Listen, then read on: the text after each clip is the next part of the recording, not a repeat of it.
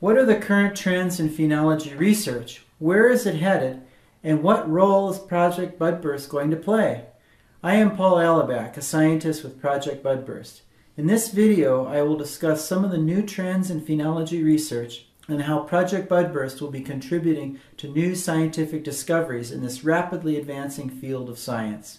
Plant phenology is key to both practical applications, such as agriculture, as well as to better understanding how the natural world works.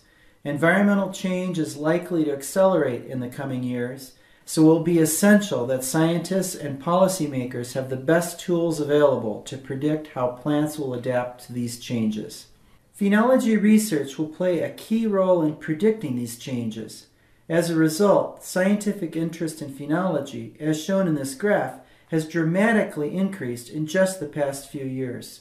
All over the world, people are developing networks of volunteer or professional observers to better track the effects of environmental change on plant phenology. For example, in the United Kingdom, Nature's Calendar is a popular and successful web-based program, similar to Project Budburst. Most European countries have had active phenology observational networks for decades or even centuries. In Canada, a similar program is called PlantWatch. One of the most important ways that scientists can use Project Budburst data is to provide a broad picture of how plant species and ecosystems across the country are likely to respond to changes in climate and urbanization. For example, Europe has a long history of organizing volunteers to collect phenological data to make regional assessments of how plants are responding to environmental changes. Scientists can use these data to look at not only how individual places respond to changes in weather and climate, but how whole regions are changing.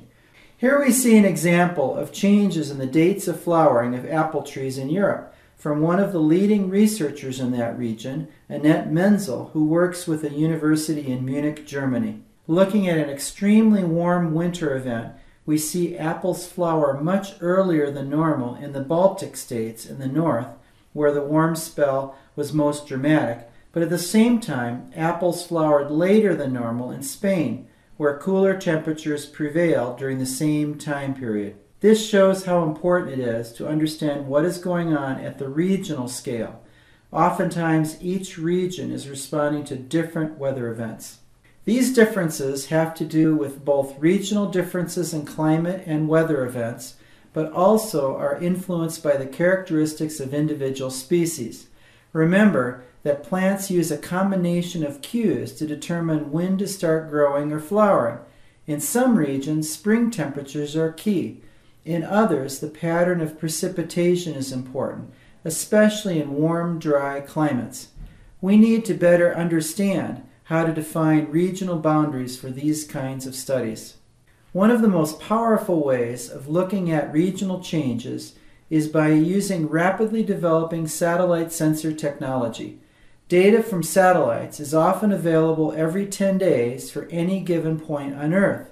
These data provide a detailed record of changes in the growth rates of vegetation, which can be used to look at phenological trends, and also for the development of computer models to evaluate competing hypotheses about the causes of these changes. Here you see a summary of several years of data on the progression of warm weather in the spring. Green represents a progressively earlier development of warm weather, and red indicates a later arrival of warm weather. With these data, you can easily see how each region responds to these changes. The South, in particular, is affected by the loss of winter chilling hours, which results in some plants actually flowering later than normal. While satellite technology can provide amazing detail in understanding geographical patterns, direct observations like we make for Project Budburst provide a unique record of changes that occur over a much longer time span than is possible with satellites. Here is an example from Europe. They established phenology gardens in many locations from the Balkans north to Scandinavia. The same species were grown in each garden under similar conditions to see how the changes in climate in each region affected plant phenology. Looking at observations from 1951 to 1996, you can see a dramatic and consistent change in long-term patterns of phenology. Over this time period, the growing season has lengthened by more than 2 weeks, and plants are blooming about 2 weeks earlier. Fall colors are developing about 5 days later on average. In the future, one of the key questions will be how far and how quickly can plants change their phenology as climate changes. There are physical limits on how much individual species can change, especially over short time periods. So we may see a much more complex pattern as the climate continues to warm and more extreme weather events become more common. This is the concept of an ecological threshold. It means that the sensitivity of a species to changes of climate may abruptly change when it reaches a certain level of climate-induced stress. It is often difficult to predict where these thresholds are.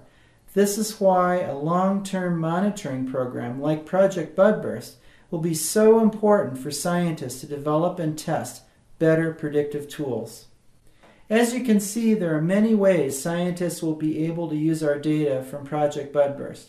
As our technology and understanding improves, new questions will arise and new applications will be developed. The more data we collect, the more valuable our program will be in advancing science and conservation. It is hard to know exactly how the future will unfold, which is why consistent monitoring data from programs like Project Budburst will become such an important resource for scientists. Thanks for listening. To learn more about why Project Budburst is important to science, please view the other videos in our series.